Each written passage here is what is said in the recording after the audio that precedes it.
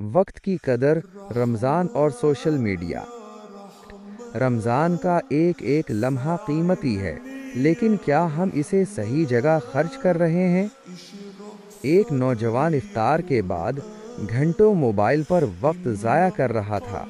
उसके दादा ने उसे देखा और पास बैठकर एक खाली जार मुर्तबान दिखाया। दादा ने कहा, बेटा, ये जार तुम्हारी ज़िंदगी है और ये रेत तुम्हारा वक्त। अगर तुम इसे फजूल कामों से भर दोगे तो इबादत और सुकून के लिए जगह नहीं बचेगी। नौजवान को अपनी गलती का एहसास हो गया। याद रखें, रमज़ान के लम्हात दोबारा लौट कर नहीं आते। इस बार अपने फ़ोन को थोड़ी देर के लिए एक तरफ रखें और रब से रिश्ता जोड़ें। अगर आपको ये कहानी पसंद आई हो तो इसे सदका जारिया समझकर शेयर करें और मज़ीद ऐसी वीडियोज़ के लिए हमारे चैनल को सब्सक्राइब करें। जज़ाकल्लाहु खैरन।